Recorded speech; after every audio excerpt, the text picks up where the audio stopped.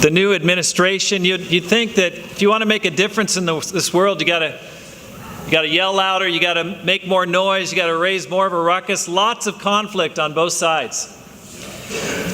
And yet Jesus offers a different and completely, radically different approach to making a difference in this world. And as we continue on in our study of the parables in Matthew chapter 13, we're going to take a look at two small parables that illustrate the power that small things can create in this world. Let's start in Matthew chapter 13 in verse 31. Matthew 13, verse 31. He told them another parable. The kingdom of heaven is like a mustard seed, which a man took and planted in his field. Though it is the smallest of all seeds, yet when it grows, it's the largest of garden plants and becomes a tree, so that the birds come and perch in its branches. This passage was meant to encourage his disciples. Gone through some pretty powerful parables in the parable of the sower and the parable of the weeds. But in this one, he wanted to give a prophecy about what was going to happen in his kingdom. Because as he looked around at his small crew, it was pretty humble. He got a lot of guys, fishermen, tax collectors, not a powerful bunch. These were not the Harvard elite of their time. These were guys, just nobodies. And yet as he looked forward, he said, "You are going to make a huge difference in this world." And he compared this small group to a little mustard seed. Here's a mustard seed right here. Okay, that's how big it is. Tiny. And he says the kingdom of heaven is like that little seed. It's small, but the seed has life in it. That's the key difference. And then it grows, it dies, it's buried, and then it comes back to life, and it creates a large plant, large garden plant. Do we have a slide of that? Yes, okay, gets up that tall. Okay, pretty big for a garden plant. That would be pretty big in your backyard. Let's go back to the small seed there. The parable is a prophecy of what would come. Jesus would start something that would grow to impact the entire world. And we need to have faith that even though small, we can do amazing things through the power of God, through the life of God that's inside each disciple. You are small. You may feel insignificant. But if you've got the life of God in you, you're going to make a huge difference. I think about some of the things that have started out so small. I think about, my life, and I started as a college student. I go, man, if you would have told me when I was in high school that, Rob, guess what you're going to do when you grow up? I would have said, work in business, entertainment. I don't know what I'm going to do. But if they would have said, hey, Rob, you're going to be a minister, I'd be like, right. That's exactly the one thing I will never be. And what do you know? God did something totally radically different. In 2004, my wife and I really felt the call that we wanted to plant a church in our hometown, my hometown of Ashland, Oregon. Pretty small town. It's about 20,000 people, the surrounding county and the nearby cities, about 200,000, beautiful area in southern Oregon. At that time, we didn't have support, we didn't have financial support, we didn't have a team. There was no one really targeting that city or town. But I had a conviction that I want to save my family. I want to save my mom, my sister, my brothers. No one else had a plan to do that. I thought, I'm going to do it.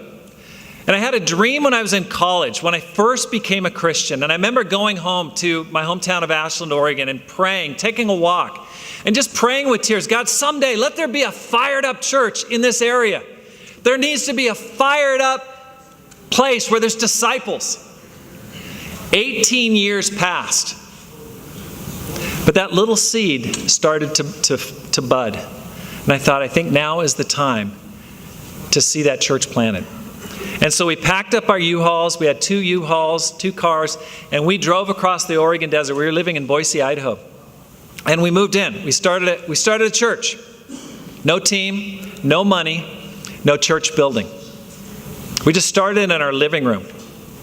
But from that tiny little seed, a church started. First, we started reaching out to people, and when we left, there were 150 people at our going away service. It was awesome. Why? Because the power of God takes small things and makes them grow. Here's a guy that was reached out to during that time. This is Brad Tomashiro.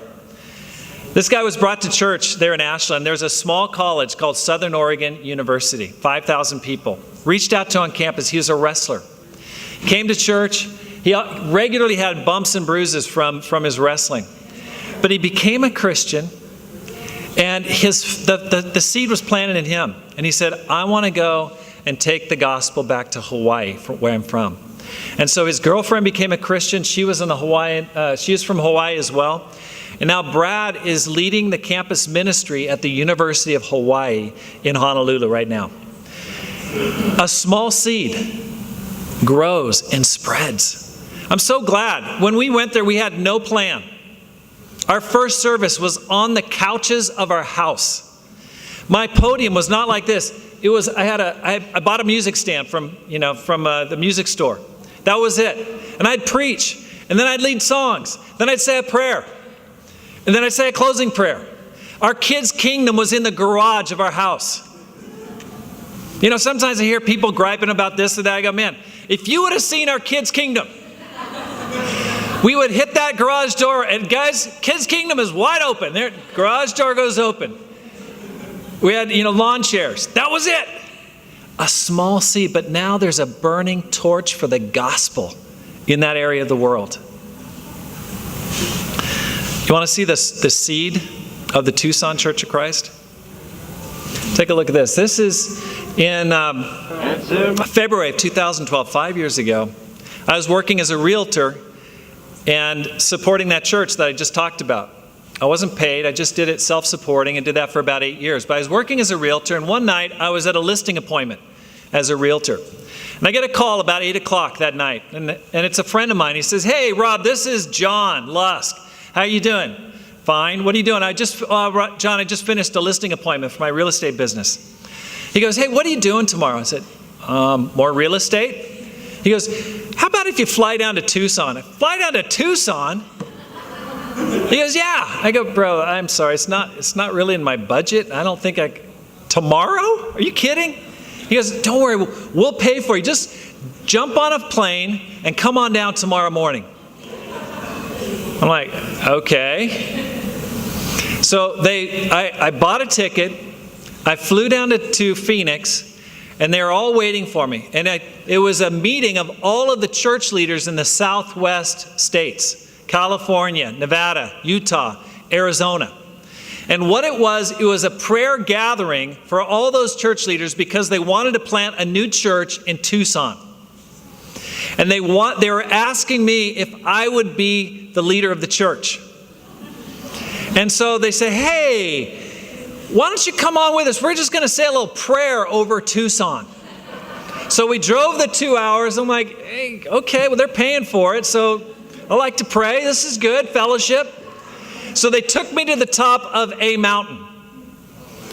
And they sang and they prayed, and they're praying, and it was trying to get a vision for the city. They wanted me to get the vision. This whole thing was orchestrated to get me to come down here. So I found this. I was going through my computer, my files. I just discovered this. I didn't realize I still had this. Here's a video of that prayer meeting. This is early February 2012. All these are church leaders. Answer my prayer, hear my cry, O God. Answer my prayer, you're my tower against the foe. I'll take refuge in shelter of your wings, shelter of your wings, shelter of your wings. Okay. At the end of that, they said, hey. And they wanted me to get inspired, but I had just flown in from the Northwest, California or Oregon. Green trees, evergreen. And so when I looked out over that valley, I'm like, oh my goodness. This is really brown. And so they're hoping I would get really inspired, like, well, there's a lot more people here. And they asked me, I said, would you like to move here? And I was really hesitant. I had 2 kids in high school. I had a freshman in high school. I had a junior in high school. My business was just starting to turn around. I was really scared to go. But finally I said yes. And we formed a small team, 22 people. And now there's this church right here. I go, it started with a little seed. Just a little seed, a prayer gathering. That is the origin of the Tucson Church of Christ that you're a part of right now. Jesus predicts great things. I want you to have a vision for your life and for our church. That you may feel small, you may feel like, oh, that's no good, I don't like this, I don't like that, this is bad, well, this is that. Hey, it's God. It's the power of God working through weak people. And as long as the life of God is in that seed, great things are going to happen. And I want you to have a vision for yourself and for the church that we are going to take the gospel to every part of Tucson. We're going to take it down to Vail. We're going to take it up to Marana. We're going to go out to Green Valley. We're going to go up to Oracle. We're going to have a church and a house church in every part of this awesome city. And you know what? I used to think, oh, it's brown. I go, this place is the Garden of Eden. I'm so glad God brought me here. I never think about going back to Oregon. I go, man, I'm so glad to be here, and so are my kids. But guys, we've got to have a vision and go, listen, God has called us to amazing things. Why? Because God is so awesome. And just as those disciples looked around at themselves and they said, we're going to fill the whole, no way. You've got to have vision and faith in the power of God, that He's going to do amazing things. Let's move on. Let's take a look at the second parable. Jesus goes on to share another story about something small and nearly invisible that changes everything around it. In Matthew chapter 13 and verse 33, told them still another parable. The kingdom of heaven is like yeast that a woman took and mixed into about 60 pounds of flour until it worked all through the dough. Now, this really sparked my imagination because I never think about yeast. And I go, this is pretty important stuff. I mean, you bake bread with it, beer, wine. I mean, alcohol is all made with it. Penicillin. I mean, it's a big deal, but it's so small. In fact, yeast, I didn't know this, are single-celled fungi. Is that fungi or fungi? Okay, fungi, okay. As fungi, they are related to the other fungi that people are more familiar with, including edible mushrooms available at the supermarket, common baker's yeast used to leaven bread, molds that ripen blue cheese. Okay, didn't know that. Mold that produces antibiotics for medical and veterinary use. Yeast cells are egg-shaped and can only be seen with a microscope. It takes 20 billion yeast cells to weigh 1 gram or 1/28th of an ounce of cake yeast. Is that small or what? That is tiny. And yet, it is so powerful. Take a look. I just had to bring a little video of bread rising because I know some of us, we've never seen bread rise. We just buy it at the store. We buy our Wonder Bread. Never see the process. Bear with me for just 2 minutes and take a look at the power of yeast. You're going to get inspired right there. Okay, is it going? Oh, it's going. Ooh. Careful.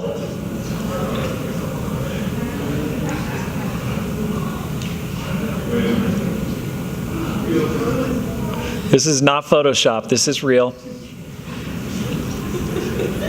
We need a soundtrack for this one.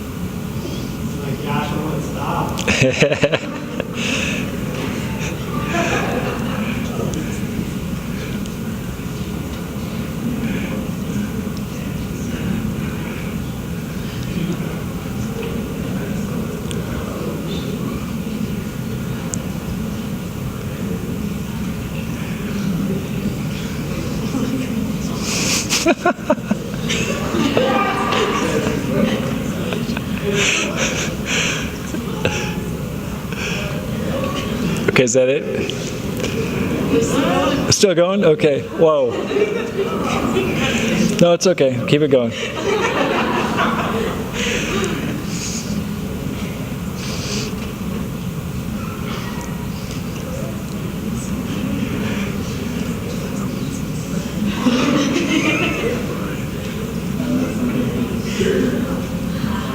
Whoa. Guys, Jesus says that's what the kingdom of heaven is like. It's so small, so it's microscopic. And yet when it grows and goes into something, it just spreads and just takes off. Now that's time-lapse photography right there. But you go, it's silent, but it's living and it's growing. It's mixed in, but it still remains separate from what it's mixed into. It influences, but it itself is not influenced by what it's a part of, by what surrounds it. Its power is felt when it's in contact with the things around it. It changes the very nature of the things that it touches. And unlike structural change, unlike political change, this change happens invisibly, silently, and it brings about radical change in the environment. He says, this is what the kingdom of God is like. I want to talk to you about the impact of Christianity on the world over the past 2,000 years. We got to be proud of what God has done through his kingdom, through that invisible power. How about hospitals? Begun to imitate the healing of Jesus in 325 AD. How about universities? Started by Christians for Christians. Oxford, Paris, Harvard, Yale, William and Mary, NYU, Northwestern. Why? To train missionaries. Almost every one of the 123 originally started were for that purpose, to raise up young men and women for the mission of the gospel. How about codifying and writing many of the world's languages? Why? In order to bring people the Bible in their written language. Man, that's so powerful. How about capitalism and free enterprise? Exodus 20 verse 17 allows for private property. Work was given by God in the garden before the fall. God intended for us to work. Jesus gave work dignity. He was a carpenter himself. He worked with his hands. Compare that versus the Athenians. In Acts chapter 17 verse 21, it says, all they did every day was sit around and discuss all the latest ideas. Jesus said, work. A Franciscan monk came up with accounting.